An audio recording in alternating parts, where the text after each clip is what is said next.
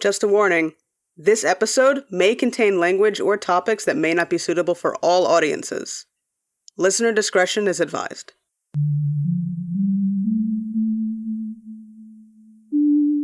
And you're being seen by the great William Sargant. You were already on the road to recovery. You were going to recover because this guy had such a reputation. It was the shock of seeing this awful man whose name was imprinted in my psyche, but this was the first time I'd seen him years later on television, and it was just like a flashback. I had a flashback, I was crying, and that was what made me think, confront it really. It was the focal point of a man who had a very long career, but it seemed to me in that attic room on the south side of Waterloo Bridge, it all came together in a kind of, it was like a dark alchemy of drugs and electricity in this kind of weird twilight world. And I felt it was, I guess the thriller writer in me felt that was a good way into the story. Hey everybody, I'm Zoe. And I'm Chandi. And this is Bound by the Cloak.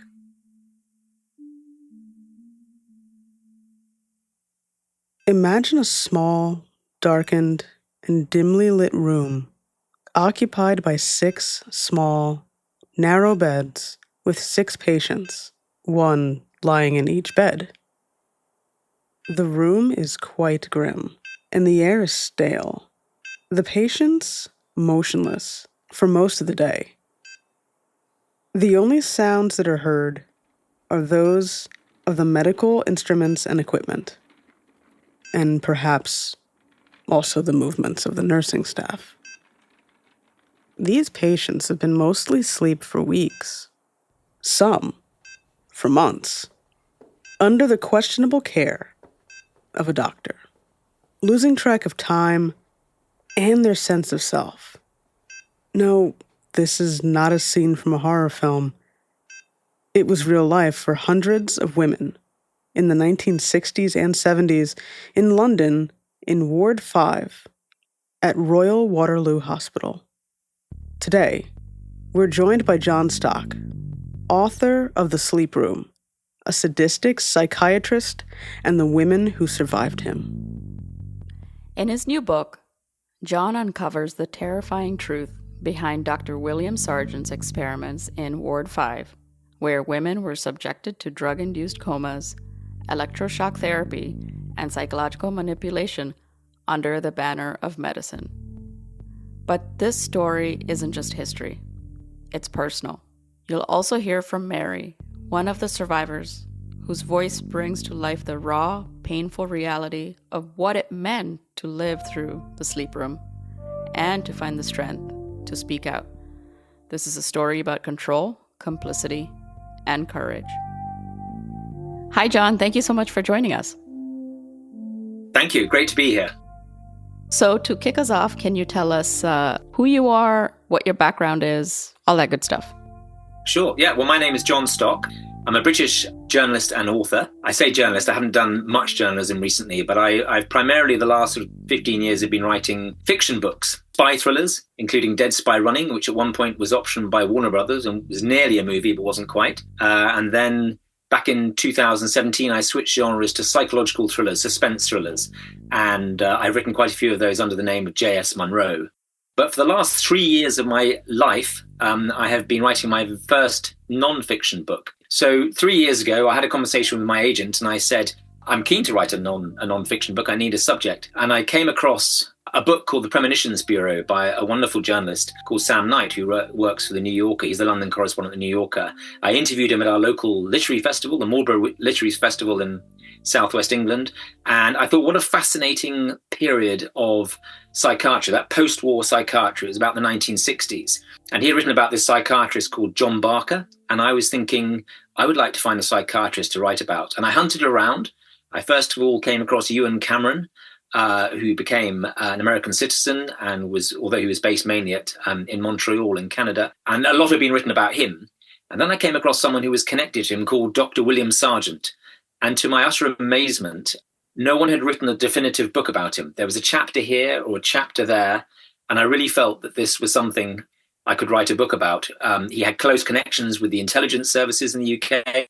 He was head of psychiatry at St Thomas's Hospital, one of the world's leading teaching hospitals, from 1948 to 1972. So he's operating that really kind of free-for-all time of post-war psychiatry when people were trying all sorts of strange things. It basically ticked a lot of boxes for me. So I found the email the other day, actually, which I wrote to my agent, Will, and it said, I think I've got an idea for a non-fiction book. And that was about 3 years ago. For the last 3 years, I've been researching and writing that book. And The Sleep Room is about to be published in America. It's out now. It's just come out in the UK and it's coming out in America now. Why have you called it The Sleep Room? And what is The Sleep Room? The reason why I've called the book The Sleep Room, because let's be frank, a pretty brutal approach to mental health. The kind of apogee of his career, where it all came together, was on the top floor of this hospital right in the middle of London. It was attached to St Thomas's. It was called the Royal Waterloo. And it was here that all these different strands of treatment came together. And he basically put people to sleep, mainly young women to sleep, for 3, 4, in one case, 5 months. And we give them electroconvulsive therapy 3 times a week. And these patients had been heavily sedated. They were given what we call Largactil in the UK, chlorpromazine, which I think is, you call it Thorazine in the States. And they'd also been given a barbiturate called sodium amytal. So 2 really strong drugs to sort of sedate them, make them completely asleep. And then he also gave them 2 types of antidepressants at the same time. So it was a really potent, toxic cocktail of drugs. And these poor women would be kept asleep, and they would also be given electroconvulsive therapy 3 times a week. And the idea was that Sargant was trying to basically wipe the slate clean. I can't put it in any more clearer way than that. To sort of erase memories, the bad thoughts, the unhelpful thoughts that had been troubling the women who were admitted to the sleep room. And these women were being admitted with depression, what we call now obsessive compulsive disorder, menopausal depression, postnatal depression, and in some cases, forms of psychosis, so does schizophrenia. So a whole range of patients were being admitted to the sleep room, and he was pioneering this treatment, which was, he called it continuous narcosis mixed with ECT. So it was a really quite bizarre and very, very dangerous treatment, which was being called out by some people at the time. But I think what I found so intriguing and so disturbing about it was that very few people actually did challenge him at the time. I know times are different, and one of the things I'm keen to do in the book is not judge what went on then by today's standards, but even by the standards of the day, this behavior was reckless at best. He just pushed things. When everyone else was saying, this is too much, he would just keep going. I spoke to one of his colleagues, actually, who's still alive, who's recently retired after 50 years in psychiatry. And he came up with a very interesting phrase for Sargant, because people are always asking me, was he a monster? Was he reckless? How evil was he? We have this trope of the mad psychiatrist who's more crazy than his patients. And he came up with a very interesting phrase, actually, which I think was coined by Freud. And it was called furor therapeuticus, a rage to heal. His passion to heal was so blinkered, it blinded him to anything else. So he famously gave one person 5 lobotomies. He didn't know when to stop. And I think the sleep room for me was a way into this world of mechanistic approach to the brain. It seems so at odds with how we treat things now. Today, perhaps we have a mixture of some medication and also talking therapies. He couldn't stand talking therapies. He arrived on the scene saying it's time to cut the cackle, to stop talking. He talked about therapists as Freudian sofa merchants. These people just spent too long talking about getting the patients to talk about their complicated relationship with their mothers. You had to hit these problems hard. You give them drugs, you give them ECT. If you need to give them lobotomy, then you did that, And the sleep room was kind of like a last chance saloon for these mainly young women. If they didn't respond to the treatment in the sleep room, they would be taken off to be lobotomized. The horrible thing was, you literally were asleep for 21 out of 24 hours. This is Mary Thornton. Mary is a former patient and survivor of Dr. William Sargant's sleep room at Royal Waterloo Hospital. And they would wake you up, and my parents used to bring me in cigarettes. I haven't smoked for about 30 years, but they used to bring me in the biggest, poshest cigarettes they could. They were about a foot long, these damn things. And I could never get even through one. And I thought, I wish they'd bring me nasty, cheap little one. And then if you went to have a bath, you were in this horrid little bathroom with a pee-pee hole so they could spy on you. And I was in there for quite a long time. And I do remember bits about it. I mean, I remember the ECT. I remember them putting the electrodes on the side of my head. I think it's really important to understand what sort of psychiatrist William Sargant was. He kind of came into he started his career in the sort of 1930s and in sort of the 1940s. And so it was coming along after Freud. And he had a very, very specific attitude to mental illness. He saw the brain as any other organ of the body. If you've got a problem with the brain, you treat it like any other organ of the body. You don't treat it like a mind in a more holistic way. You treat it in a very biological, what we call a mechanistic way. And it was an interesting strand of psychiatry, and in some ways was a response to the sort of Freudian analysis which had preceded it. Sargant cut his teeth in the Second World War at Belmont Hospital in the south of London, where he was having to get people back onto the front line quite quickly, and they couldn't spend 2 years giving someone Freudian analysis, lying on a couch talking about their mother if they were suffering from post-traumatic stress. So Sargant's approach was to treat the brain, as I say, like an organ. So if something was wrong with it, if someone was suffering from some sort of traumatic episode they'd experienced in the front line of the Second World War, you would deal with it with drugs.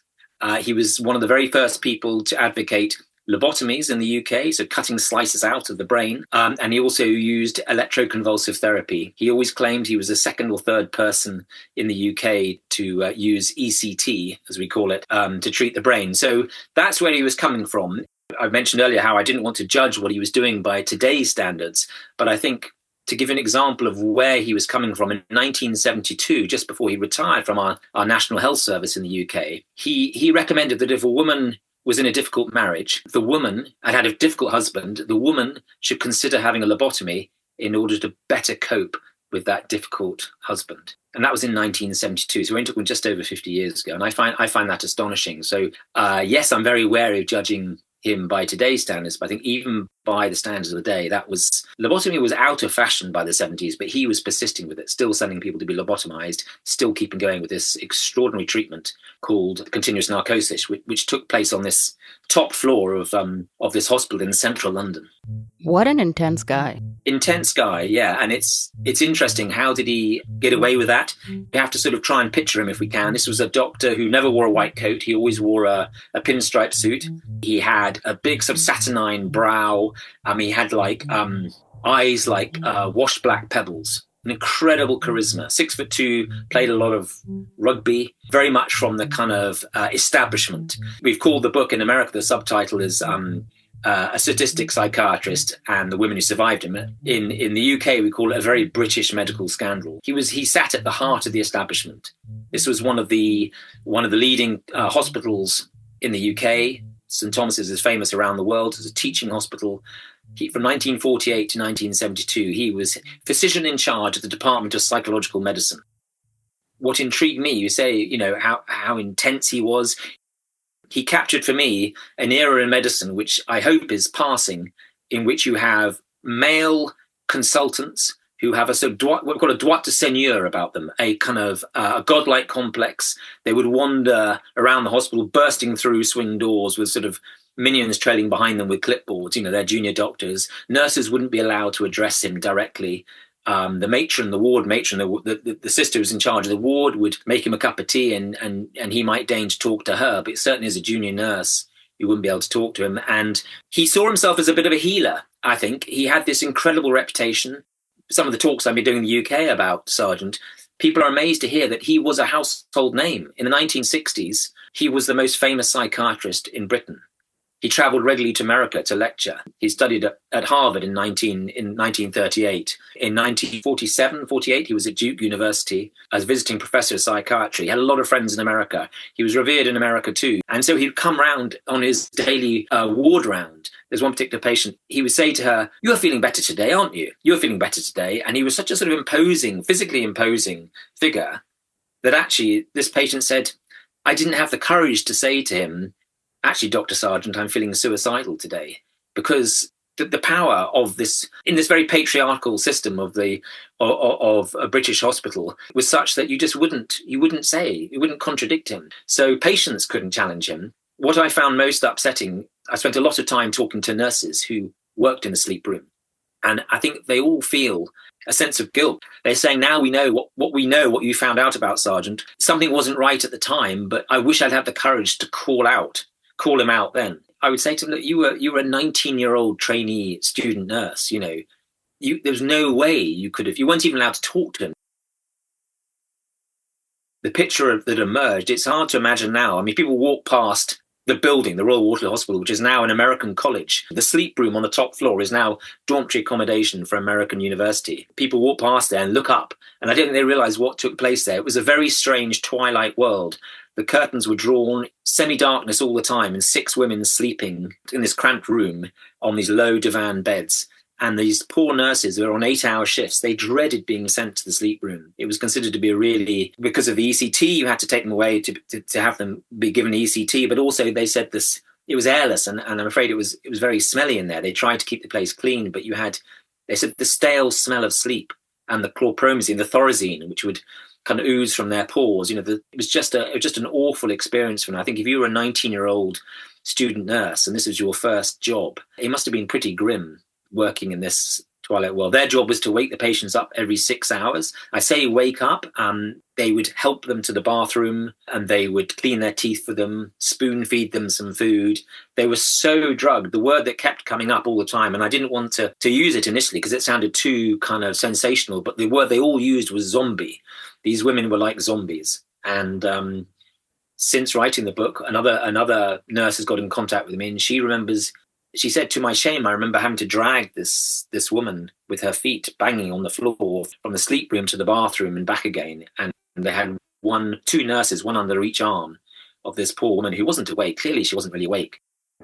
And I remember you didn't really get to talk to other people because they were all lying around zonked out of their minds as well. But I remember the terror of waking up and thinking, who am I? What's my name? And the nurse would say, oh, it'll come back, dear. It'll come back very quickly. It'll come back really quickly. The feeling of terror when you don't know who you are, it's horrible. And the other thing that's awful is that for a very long time afterwards, I had memory lapses, big holes in my memory. And I'm very fortunate that I haven't had any long-term side effects from that, because after we got married and we moved up north, I became a teacher and I taught for 15 years. Can't have been that brain damaged. I shouldn't say that. I'm not saying that flippantly, but it can't have affected me that badly. So people died in the sleep room. At least 5 people died. One of the main complications was something called paralytic ileus, which is when the intestines just stop working and stop moving food through because you just, the nature of lying still for that long. Apparently Sargant lost about 5 patients. They died on him. And he had a colleague, somebody he'd trained in Australia called Harry, I can't remember his other name, but he trained this doctor in Australia. Harry Bailey was an Australian psychiatrist that specialized in deep sleep therapy, similar to Sargant. His horrific treatments led to the deaths of at least 24 patients. But the number may in fact be higher, even as high as 85. Some of these patients committed suicide. And why? You put 2 and 2 together and you think these people are lying in bed all the time, they're not getting any exercise. So I remember clearly lying in that bed, having the end of my bed, this is absolutely revolting, having the end up on bricks or something and having a very long, slow enema, presumably because I had an obstruction, because my insides had stopped working. And the possible legacy of that is that I now have a stoma. I lost half of my insides over the years and they just seized up. And I often wonder whether this was why other patients in Australia died from obstructions and all sorts of things like that. It's not healthy to lie around all day long. So I think that's why I ended up losing my large bowel and I now have an ileostomy. But I remember thinking, why are they doing this to me? It was awful. It took hours and it was horrible. And it was humiliating and unpleasant and uncomfortable. And because I had a blockage. I remember that.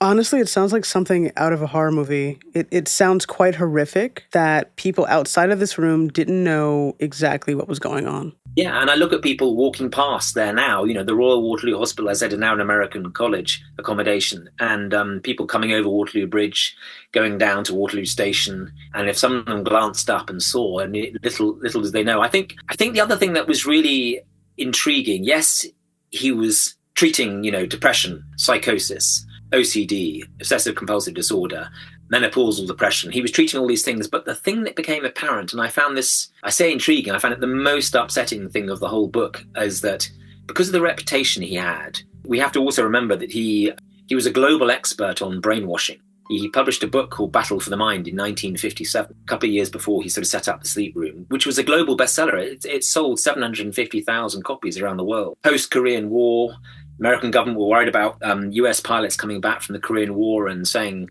communism is wonderful, and they couldn't work out why these released pilots they thought they'd been brainwashed, and so Sargant found himself in the 1950s. He was very interested in Pavlov and in John Wesley and the Wesleyan movement, in way people are converted in a kind of trance-like state if they're whipped up into a fervor, like in an evangelical church, how people become very suggestible. In fact, when he was at Duke University, he used to go down and go and observe, ceremonies, snake handlers, snakes being passed around churches, around the congregation, to sort of induce this sort of state of fear and to try and convert them.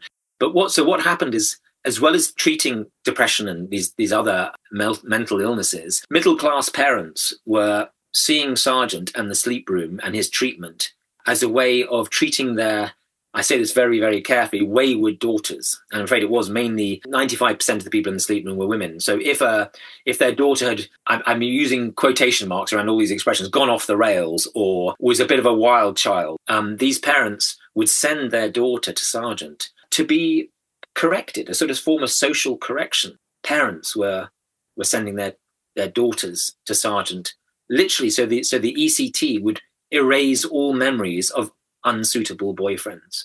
That's something which I didn't expect to find when I started working on the book, and that for that to be happening in the 1960s again fits into this, how kind of women have been controlled by the medical establishment, and particularly in the context of mental health. And 2 out of 3 people who were being lobotomized in the UK were women, and most of Sargant's patients were female, and 95% of the people, I reckon, in the Sleep Room were female.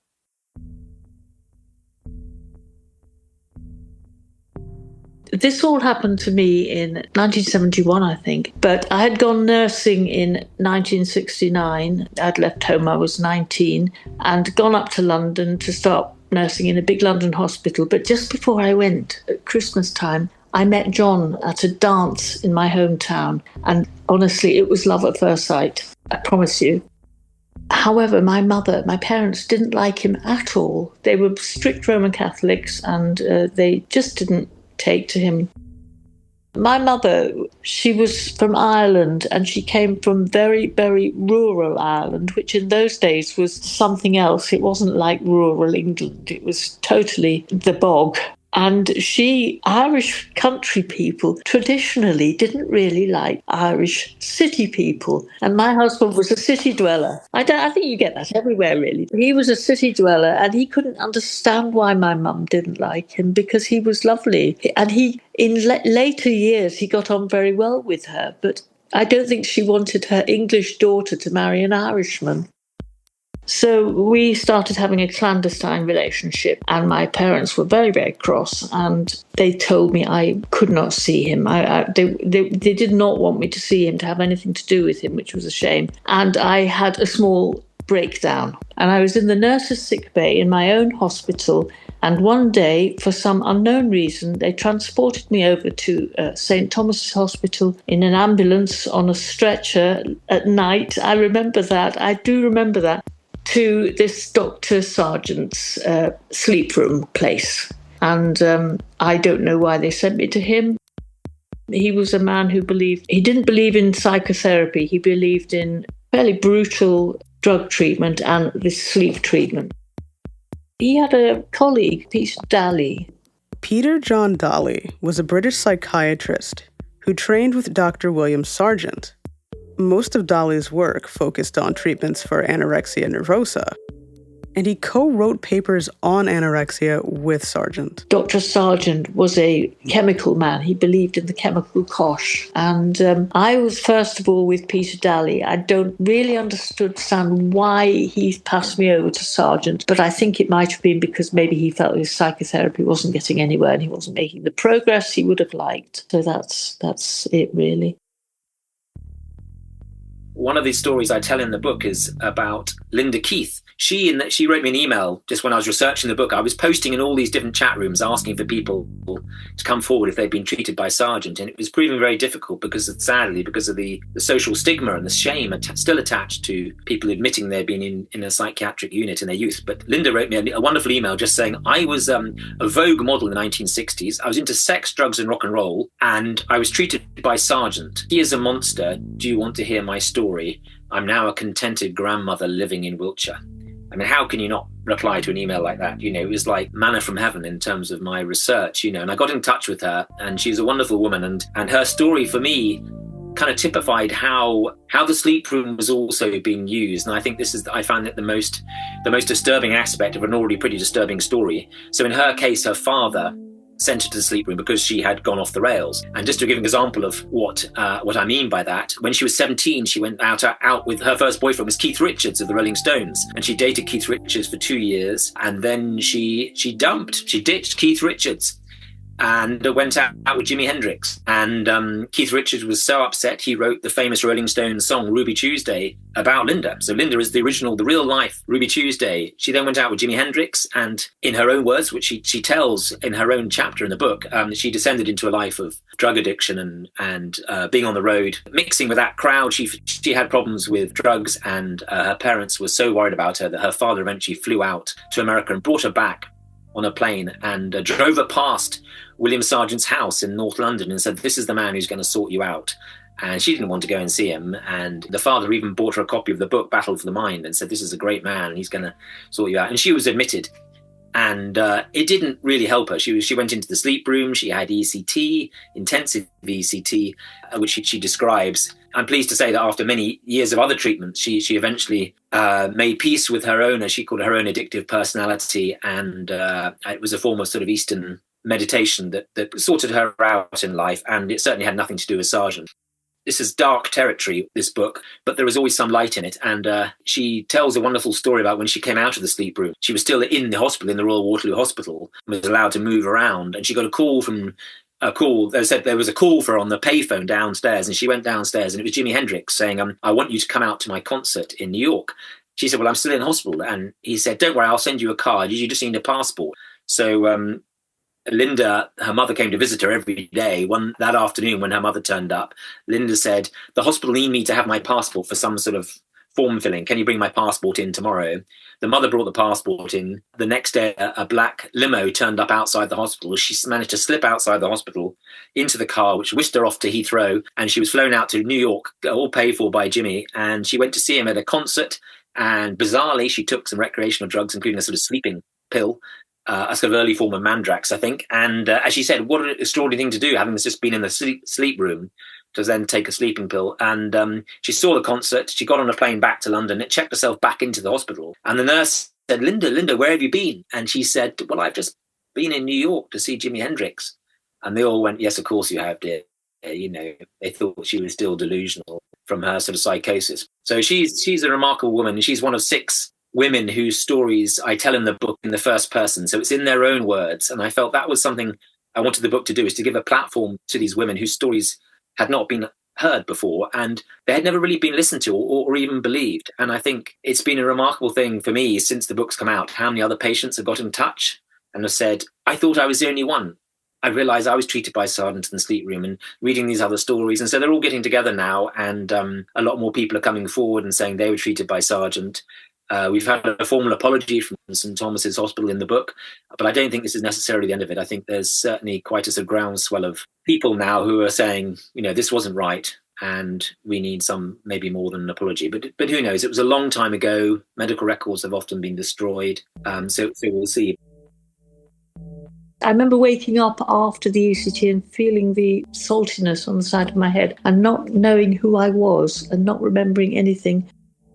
My family came in to visit me. I didn't recognize them. My boyfriend, who became my husband, came in to see me one day and I didn't know who he was. And he was so upset. He reached across the table at this doctor and tried to strangle him, and he got thrown out and told never to come back. So at this point then I think he decided that a good long sleep would do me good, and I went into the sleep room, and I remember clearly what that was like. 6 beds, horrible little low divan beds, smelly, horrible atmosphere. And I was put to sleep for, I think it could have been 10 weeks. I'm not sure, but it was a long time. And it was really a very dangerous thing to do to anybody, to keep them in bed for that long and just get them up for meals, because you could get all sorts of associated health problems.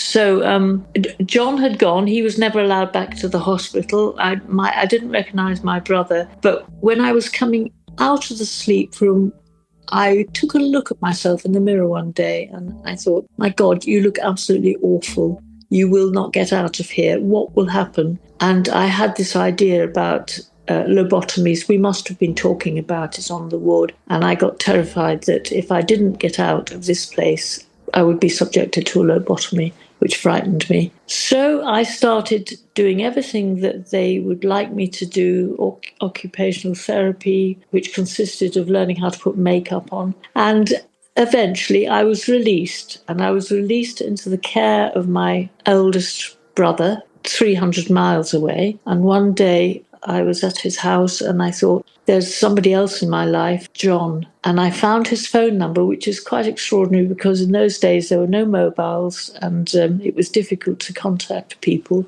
And I phoned this number I had in London and he answered the phone. And I said, meet me, I'm coming down to London. And I went down on the train and he met me at the station and we both disappeared. I suppose we eloped. I didn't speak to my parents again for about 8 years. But it was nice because I decided then I couldn't go back nursing. I walked out, obviously I told them I was leaving, and I got myself a job in Harrods. And that was the best job I ever had. And John and I got married in a beautiful church in Kensington. We went on, we had 4 children and we had the best life. And we stayed together for 50 years. You know, you were saying that who Sargant was. He was the 6'2", he was very charming. And many people today may not know how famous he was. So why do you think his name and maybe story disappeared from the public memory?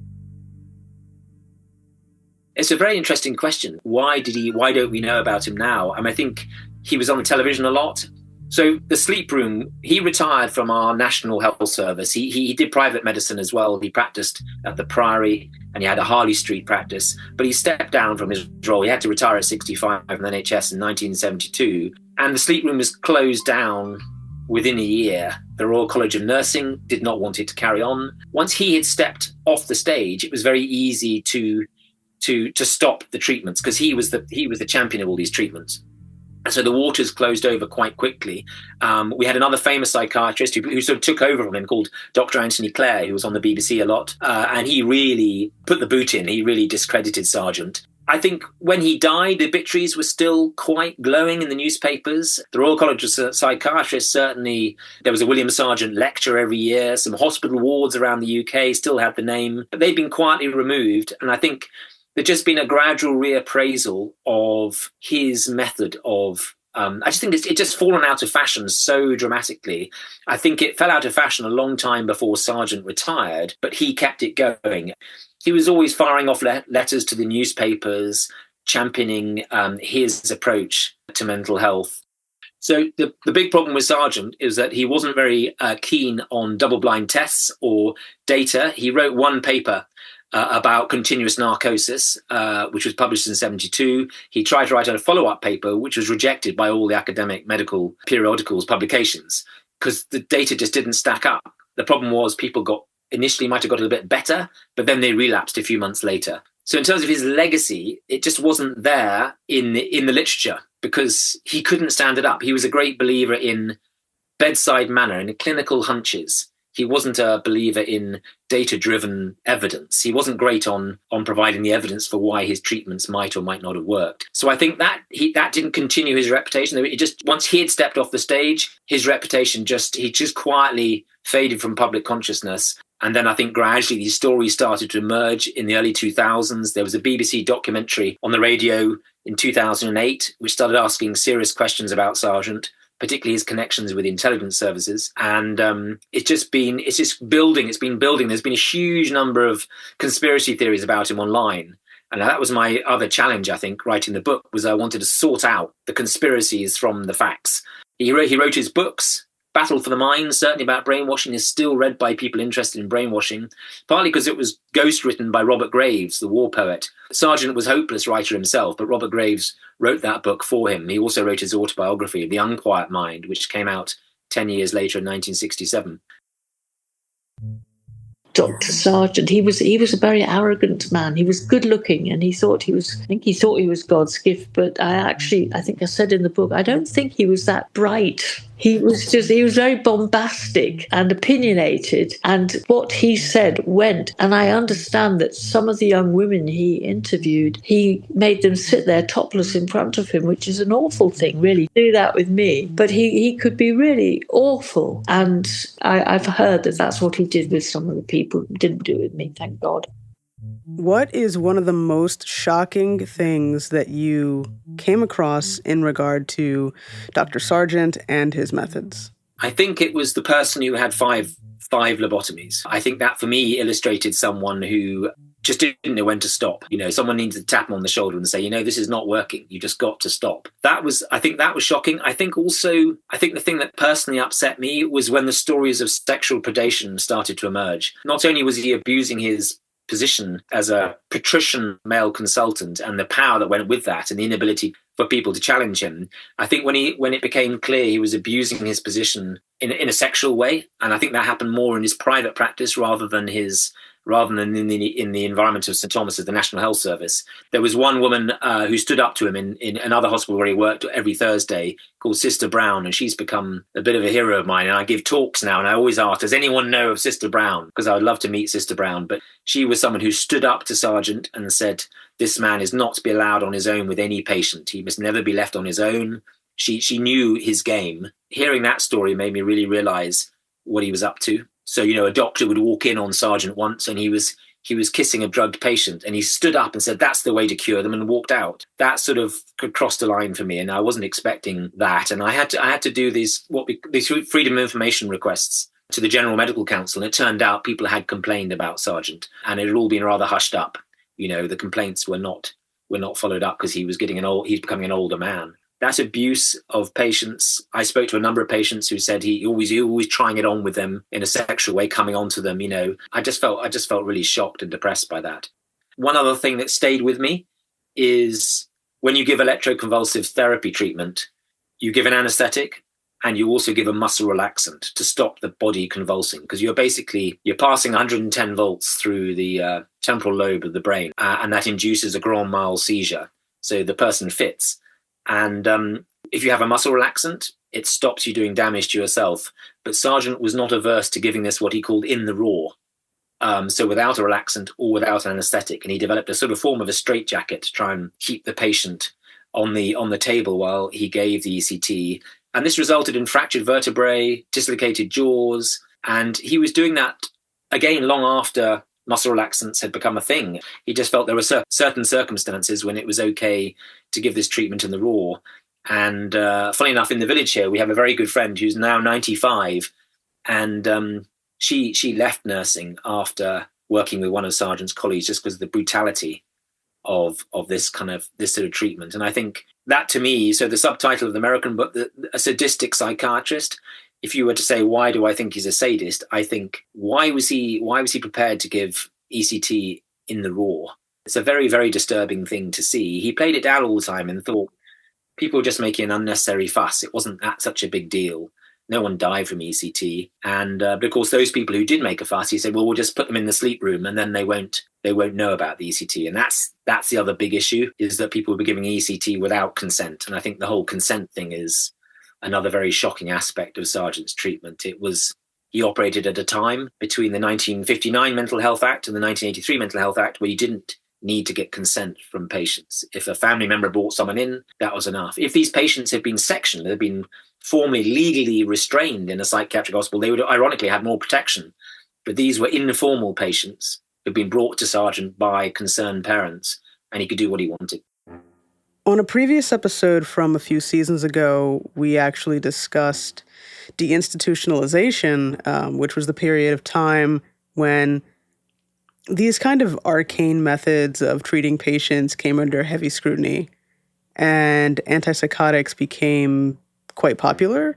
Patients were even being released from hospitals, and care could be possibly even managed at home by family members and loved ones. Were those same changes in psychiatry happening in the UK at the same time? Again, I think it's fair to point out that Sargant, in some ways, so a tick in Sargant's box would be that he wanted to empty the asylums. These big asylums, we had 2,000-3,000 patients who were kept there for the rest of their lives, often in small cells or rooms, and they'd be visited once a month by a doctor if they were lucky. The key had been thrown away, really. You're quite right. With the arrival of first-generation antipsychotics in 1953, Thorazine, it enabled people who were a danger to themselves or to other people to be heavily sedated and either brought into mainstream hospitals to be treated on a sort of psychiatric ward, maybe, or, as you say, allowed to go home to be with their families. And of course, the reality was so heavily sedated, they'd be sitting in the corner, really with their personality completely flattened. We forget what a blunt instrument first-generation antipsychotics were. But yes, and he did that because one of the things I found out in the book is that when he was a young man in 1933, in his 20s, he himself had a breakdown and was admitted into Hanwell Asylum for Lunatics and Paupers in southwest London as a patient. And he said he worked there, but I managed to get hold of some evidence that actually confirmed he was admitted. His mother rang one of his friends and said, William has been admitted to Hanwell. Can you go and visit him as a friend? He's in a bad way. So he saw firsthand how, he said it was very difficult to get out of Hanwell. Once you got admitted into an asylum in the 30s, it was hard to get out. So he saw firsthand how grim they were. And so he was on a mission to empty the asylums on the back of these first-generation antipsychotics, which for the first time allow people to be so sedated they could not be a harm to themselves or to others, and they could come out into hospitals or home. But what was their quality of life? It's a difficult issue, but it certainly coincided. The same thing was happening in the UK as it was happening in America.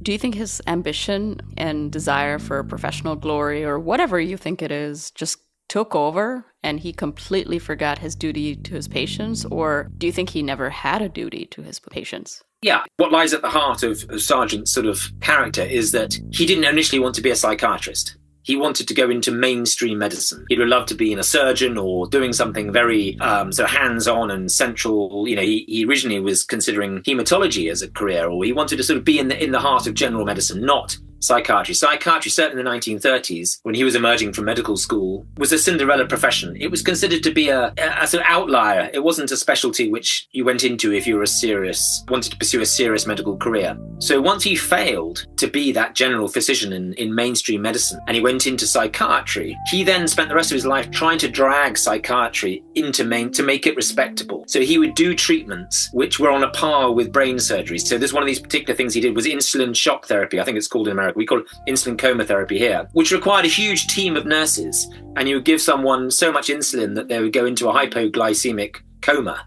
And then you give them sugar to bring them round again. So it was a near-death experience, but it was very hands-on, and it was like being in an operating theatre. So he was trying to, rather than just these talking therapies, talking to a patient on a couch, he was doing real proper medicine, the sort of medicine he wished he had been able to do as a surgeon or something else mainstream. So I think that was what was sort of driving him. So I think in that desire to to drag psychiatry kicking and screaming into the mainstream by adopting all these very mechanistic biological treatments. So insulin coma therapy, passing electric shocks through the brain, operating on the brain. He was very good friends with Walter Freeman, who was the pioneer of transorbital lobotomies in America. These were physical interventions. And I think he got so carried away with that, yes, you're right, he forgot about the patient. I mean, I think that's the thing. He wanted to prove that his approach, his cures would work. Some people would say, and he does still have his defenders. It's interesting, one or two people have come forward and saying, you've been very harsh on Sargant. My grandfather got better as a result of his treatment. Who knows? Did he get better? His own natural recovery coincided with being treated by Sargant? We'll never know. And there are people whose lives were improved by Sargant because he had such charisma and he had such a reputation that if he told you were feeling better, you kind of began to feel a bit better. In fact, I was talking to a doctor the other day who said when Sargant was on holiday, the morale of some of the patients had dropped because there wasn't this pep talk every day by this man coming around and saying, you're almost recovered now, we'll get you out of here soon, just a few more drugs and you'll be fine. I think that's his determination to prove the credentials of psychiatry meant that he often overlooked the patient. Those who do defend Sargant say his own depression, and he had several breakdowns in his life. He was on a lot of medication himself. One of his colleagues sort of did an informal diagnosis and said he was definitely bipolar, definitely had attention deficit disorder, possibly had porphyria and very serious depression in his life, and was on a whole host of medicines himself and possibly even had ECT himself. So he had a lot of issues in his own life, which I think definitely blurred his judgment. But as I said, my case is that he was reckless, to put it mildly, and at times he was sadistic. All of this had to have lasting effects on patients. After being subjected to sedation for weeks or months, experimental treatments, and even lobotomies, what has the lasting impact been on survivors and psychiatry as a whole? I think psychiatry took a big hit. I think it was quite damaged by Sargant, and I think we certainly saw quite a backlash against those treatments. Certainly in intervening years, we've seen a real boom in talking therapies, and I think that has been a response to the perceived brutality of biological approach to the brain. So treating the brain as the mind as a whole has been a big thing. And I think one of the other big consequences of his treatment for all the people I've interviewed who were treated by him, without doubt, has been the damage to their memories. I think if you are having intensive ECT and you come round from that and you don't even know your own name, it triggers an existential crisis, to put it mildly. Linda Keith, who I was talking about earlier, the Vogue model who went out with Keith Richards and Jimi Hendrix, when she came out of the sleep room, she had the reading age of a 3-year-old. She had to go to her local library and borrow children's books, books for toddlers, to learn how to read again. And she says there are great swathes of her life she'll never remember because of the ECT. And that was a recurring theme. And I don't think even Sargant admitted that the damage to the memory, you couldn't argue with that, the ECT damages the memory. I should also add, I have an American friend, the novelist, who knew I was writing this book, and he took me aside one day and said, John, I wouldn't be here now if I didn't have ECT once a month. And I discovered that there are about 2,000 people in the UK every year who have ECT still now, but it is in a very, very modified form. It's incredibly controlled. You wouldn't know they were having a grand mal seizure unless you saw maybe one toe was wiggling. It's certainly not given in the raw, and it's certainly not convulsing in the way which it happened with Sargant, even with the crude muscle relaxants he was using. And for some people, it is a lifesaver. I came across one person who's had 200 ECTs and said it's the only thing that keeps them alive, So I had to be wary of that. But I think the way Sargant gave it, I think that's been, talking to all the patients in the book and talking to other people as well, that's been the lasting legacy, was the existential crisis it triggered. 3 times a week waking up, don't even know your own name. Mary, who's interviewed in the book, she didn't even remember she had a boyfriend. That was obviously the idea why she was sent. So you can imagine how that sent to the sleep room. You can imagine how that has an effect on someone. And I think that's probably the lasting legacy. And of course, those very, very heavy drug regimes. I think the thing that was called out at the time was his combination of, he used 2 different types of antidepressants in the sleep room, a tricyclic and a monoamine oxidase inhibitor, MAOI. So those 2, even at the time, he said you shouldn't combine them. And Sargant said, oh, don't worry about that. And then he realized he did combine them and it was causing problems. And then he realized that one of those antidepressants was also inducing this paralytic ileus, acute form of constipation. So those are legacies. Some of the patients I spoke to said they've had problems with their bowels ever since, back problems, which was a direct result of the number of ECTs and under convulsions they had. So those physical legacies as well. But I think it's the damage to unable to remember great chunks of their lives must be the most depressing aspect of that kind of treatment. Most of these patients were young women and, admitted without proper consent. What do you think about this story as not just about medical ethics, but also about control and gender? And also, do you think the sleep room would have lasted as long as it did if the majority of the patients were men instead of young women? Yes, I think that, it touches on a huge issue there of why so many more women are treated in psychiatric hospitals, certainly in the UK, than men. And I think it has its history in the form of social control, without doubt. If it had all been men, so the main sleep room was entirely for women. There were 6 beds in there, sometimes 8. There was one small little room which had 1 or 2 people in it, and that was reserved for men. There's one case of a man there where the only reason people remembered him, he walked up and down the ward before he went into the sleep room singing Hello Dolly, and several people remembered that. So that clearly there was a male who was admitted to the sleep room. But I found almost no evidence that the men, I just know that 1 or 2 men were probably admitted there. So what does that say about Sargant, and what does it say about the medical establishment and the way psychiatric treatment was being targeted at women? It can only be, it's part of a bigger picture of social control, going back to, why we use the word hysterical and hysteria and the womb and things. It touches on a huge issue. And I felt I'd be a little bit careful as a male author writing about that. I think the facts just speak themselves. This was a predominantly male environment run by male doctors who are subjecting women to extreme forms of treatment for perceived mental health issues, which were quite clearly often not. They were just people struggling in relationships, and yet parents would send their daughters. They wouldn't send their sons to Sargant if they were in a difficult relationship. Why was it only the daughters sent there? It was part of a bigger picture of social control. And I think the fact that 2 out of 3 lobotomies were given to women, and I think it's the same with ECT. I think the latest figures we have in the UK, it's about 2 out of 3 people receiving ECT are female. So it continues. The medical profession in which Sargant was operating amplified these prejudices in society.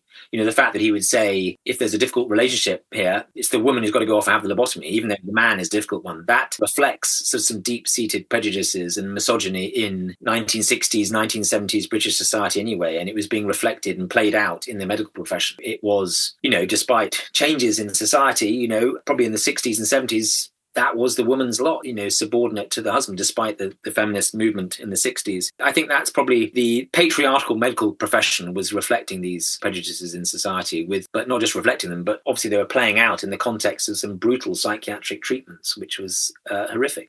Earlier you mentioned Sargant's connection to experiments like MK Ultra. For those who don't know, what is MK Ultra? This was one of the challenges for writing this book, was a lot of the conspiracy theories online. This is one of the things that drew me to it, but also one of the big challenges was that Sargant's name came up a lot in connection with MK Ultra, which was basically, it was a CIA program to control the human mind and human behavior, which ran from 1953 to 1973. And it was given a huge amount of money covertly. It was only exposed in the 70s. It started out as, I think in 1950, it was called Operation Bluebird. Then it became Artichoke in 51, and then MK Ultra in 53. And it got closed down, and once the CIA got very nervous about the Watergate scandal and things, all the papers were shredded and destroyed. But what they failed to do is destroy the papers relating to the accounts, and they found all these sub-projects. And the thing that really intrigued me was Sargant's relationship with Ewan Cameron, who we mentioned earlier, who was a Scottish-born psychiatrist who moved to America but practiced in the Allen Memorial Institute in Montreal. And he was funded by MK Ultra. His work, he had his own sleep room, very, very similar to Sargant's. Women were put to sleep and given ECT. It came out in the 1970s, thanks to the incredible work by John Marks, who wrote a book, The Search for the Manchurian Candidate. It turned out that Ewan Cameron's sleep room, and Ewan Cameron and William Sargant were very, very close. It was funded by the Human Ecology Fund, which was a front for the MKUltra. And it was sub-project 68 of MKUltra. And the CIA were just looking at all sorts of different ways to control human behavior. And they thought this idea of putting people to sleep and giving them ECT, and Ewan Cameron would then also do this thing called psychic driving, where he would play recordings, repeated recordings, again and again and again, to kind of, he would destroy, wipe clean the human mind and then reprogram it. And so was Sargant connected with all this? He was very well connected in America, undoubtedly. He seems to have quite a close connection with Alan Dulles, who was head of the CIA. But the thing I found fascinating was I had access to Sargant's personal papers at the Wellcome collection in London. And Sargant was a prolific letter writer, and there was not one letter to or from Ewan Cameron. And they had set up the World Psychiatric Association together in the 1960s. They were close. And the reason I knew they were close, because the US edition of The Unquiet Mind, William Sargant's autobiography, which came out in 1967, published by Little Brown, who published my book in the UK, had a foreword, a preface by none other than Ewan Cameron, in which he said Sargant was an extraordinary man who has brought an end to the screams. That was one of the expressions he used. He's ended the scream. He's sort of, the screams are gone, he said, meaning that the asylums had been emptied by. And I think people who were treated in the sleep room would certainly take issue with that. The screams continued in the sleep room. But here was evidence. And I looked at the UK edition, which I've got here, the first edition of the UK edition of his autobiography. There's no foreword by Ewan Cameron. I think what happened was that once Cameron had died, he died in the year this book was published, 1967, things started to emerge about his treatment and possibly being funded by the CIA. And then in the 1970s, when it all came out, John Marks's book exposing Ewan Cameron as being funded by the CIA, Sargant panicked. And he basically removed all letters from his private papers. I don't know that for certain, but all I do know is that he was a prolific letter writer. And when I contacted the American Psychiatric Association and got access to Ewan Cameron's personal papers, lo and behold, there were 13 letters from Sargant to Ewan Cameron and 10 letters from Cameron to to William Sargant. Dear Will, dear Ewan, they were best buddies, and they spoke a lot of events together. They're often funded by the same big pharma companies. So quite clearly there was a very strong relationship between them. And of course, that led to the question, if MKUltra had funded the sleep room in Montreal run by Ewan Cameron, was there any connection with the sleep room in London, which kind of got going sort of soon after the sleep room in Canada closed down? And certainly the CIA, MKUltra funded one of Ewan Cameron's psychiatrists, researchers at the sleep room, and I found evidence of funding in London of the sleep room there, where the salary of a psychiatric researcher of the sleep room, who's had his salary paid for 2 years by an anonymous donor, and I went through all the minutes of all St Thomas's records, and no one knew who this funder was, and Sargant refused to say. So I can't say conclusively that the CIA through MKUltra funded the sleep room in central London, but there's some very strange funding went on of the sleep room in London, and despite Sargant's attempts to remove all connections in his own archives and private papers between the two men, they were as thick as thieves. And I think that was one of the most exciting things about the book, was proving this relationship. And of course, when Ewan Cameron died, there was an obituary in the British Medical Journal, an anonymous obituary, in which the person writing the obituary said, I have lost an inspiring friend. And this obituary was signed WS, as in William Sargant. So there's only so much you can do to cover up a connection. It's going to come out in the end. And I argue very closely in the book that Sargant and Ewan Cameron were close. And although that's not evidence in itself that the MKUltra was involved with William Sargant was also involved in a lot of tests, working very closely with the UK intelligence services. And I also write about in the book how he was involved with the death of Frank Olson, who was a CIA operative who died in 1953. And Sargant appeared to have played a role in that. So I can only push it so far, because as a thriller writer, I knew that the charge that would be laid at my door quick as a flash is that, he just made it all up. So I don't put anything in the book which I can't stand up. And sometimes I just put the dots there and I don't join them. But I think you see case after case after case of people pointing out these connections Sargant had. I know he worked closely with MI6 and MI5, the overseas and domestic British intelligence services, and MI6 particularly had close contacts with the CIA. But despite my best efforts to have all the government papers released in the UK, those papers have not been released yet. And until they are, we won't know conclusively what role Sargant played. But the MKUltra thing was fascinating to me, because it's just a question of going down a lot of rabbit holes. At one point I grew whiskers. I'd been down so many rabbit holes, but it's just literally trying to sort out the conspiracies from the facts, and you just have to stick to the facts and what we can prove with primary sources. During your research, did you ever feel any empathy for Sargant? And if Sargant were alive today and you could speak to him, what would you ask him? I'm not sure he'd want to be in the same room as me, but if I was able to, although someone did say the other day he would really like this publicity, he loved being the centre of attention. But I would have said, do you think it's fair that you didn't know when to stop? And do you think on reflection that your emphasis on treating the brain as an organ rather than looking at the mind as a whole, looking at the individual as a whole, do you think that was a mistake? I would also really like to know what his connections were with the intelligence services. But I also would have really strongly challenged him about his sexual predation. And I think that's something which I didn't expect to write about in this book and didn't really want to go into that territory, but I had to include it because so many patients said this, and I think he would need to be challenged about that. Do I have any empathy with him at any point? Several people have been in touch saying, you've destroyed, a great man's reputation. And of course, that makes you think about it.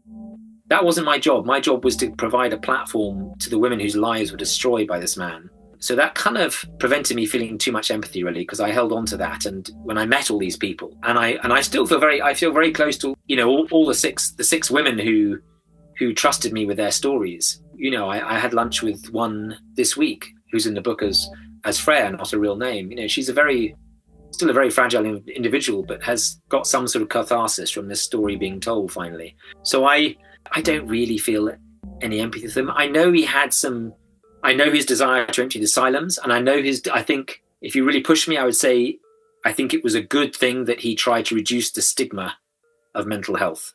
I think that was a good thing. And I do think that drove quite a lot of what he did. But then again, he never felt able to be honest about his own mental health problems and the fact that he'd been admitted to an asylum in the 1930s and how that might have affected his own treatment of patients. So, yeah, I struggle to, I just think he was a man of his time, but I think the insulin coma therapy, which was so hair-raising, such a dangerous treatment, that was called out in 1953 by a very brave young doctor called Harold Bourne, who wrote an article in the Lancet medical journal in the UK, which is called The Insulin Myth. And Sargant rang around all his friends, and they all wrote really angry letters into the Lancet, completely trashing this young doctor, saying how dare he question this treatment. It was like a social media pile-on today, when someone sticks their neck out and everyone comes in and piles in on social media. It was like that. So he was a bully, and he defended his position in the establishment by having some extremely well-connected friends. He had some very good friends in the government who was at Cambridge University with, who went on to be foreign secretary and things like that. He was very well-connected, and he was able to look after himself and protect his position, which I felt he abused. So was writing the book emotionally difficult, given the trauma that you spoke to the survivors about, that they experienced?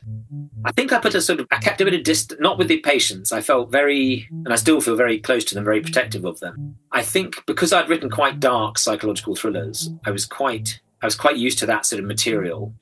I think as an experience of writing the book, I had no idea when I started this it was going to be such a big book and strike such a chord with so many people. I knew the sort of trope of the crazy psychiatrist who's more damaged than his patients was something which plays a central role in our culture, thanks to films like One Flew Over the Cuckoo's Nest and things. I knew I was tapping into something which would have an appeal, but I didn't realize quite how the story would resonate, the story of the patients particularly. That's what people have really picked up on, these 6 first-person accounts. So I just feel pleased that I've got their story out. I think as a journalist, because of the damage, obviously people have said, how can you trust their stories? They had so much damage given to them by ECT. So I felt putting them in the first person, they could tell their story, and you as a reader can decide how much you believe in it. But I think when you read one story after another, these people don't know each other, and the same things come up again and again. You start realizing they're not making this up, and some of them have managed to get access to their medical records, and it's all there. They've tried to contact St Thomas's over the last 50 years, and just no one's listened to them. No one's listened to them at all. No one's heard their stories. One other person would say, well, she wanted compensation and she wanted to march up and down in London outside the hospital with a sandwich board saying how much she objected to it. For me, that's all gone. I don't want compensation. I don't want anything. The satisfaction of knowing I've dealt with it is enough, really. Was there any particular interview that you conducted in your research that just kind of stuck with you or had like a lasting effect on you?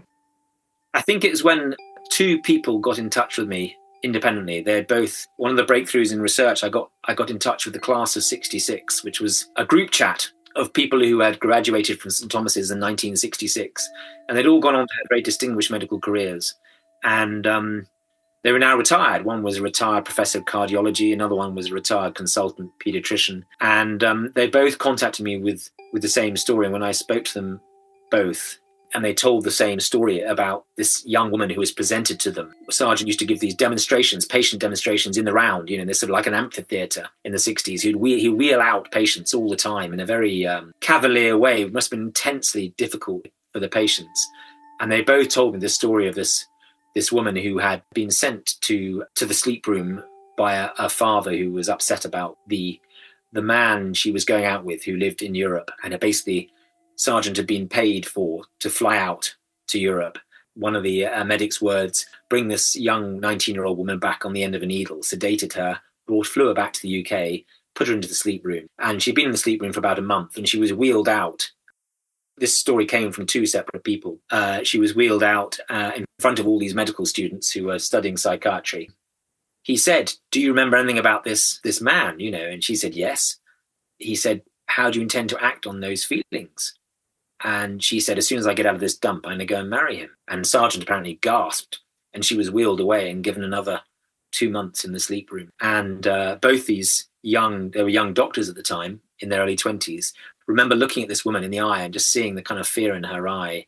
And they said she was of the same social class as them, sort of middle class woman. And that really stayed with them. And they were telling this story almost 60 years later. Two separate people told me that story. And I thought that must have been a very powerful moment for them. And then neither went into psychiatry. I think they were so appalled by this. That one really stayed with me because it was Sargant trying to use ECT to kind of destroy this sort of folie l'amour, this unsuitable boyfriend, and literally erase memories. And they both felt she was a similar age to them, these young medics sitting there and just looking into her eyes and thinking, this isn't right. This is not what I'm going into medicine to do, It was an experience that stayed with me for a very, very long time.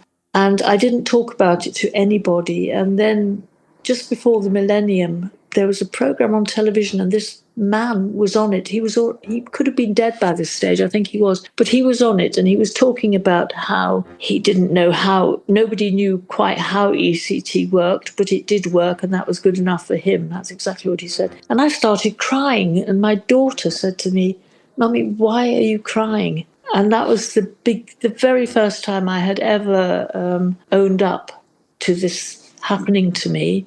And it was the beginning of my, is catharsis the right word? It was the beginning of all that. And after that, then somebody approached me from the BBC and they wanted to make a radio documentary in 2009, and then, which we did, and that's just reappeared on YouTube. And then Michael Mosley, he's an English doctor, he did a series about brainwashing. And I went down to London and I went to this hospital I had stayed in, and it was really scary. And me and the camera crew were wandering through the hospital, and I was able to show them exactly where the different places were, which I couldn't believe really, because I'd only been there as a patient and unconscious most of the time. But I was able to show them where the sleep room was and where the different corridors and the bathrooms, etc. That was a big thing for me as well when Michael Mosley did that documentary. And then Jon Stock approached me and said he was writing a book, and we collaborated on that.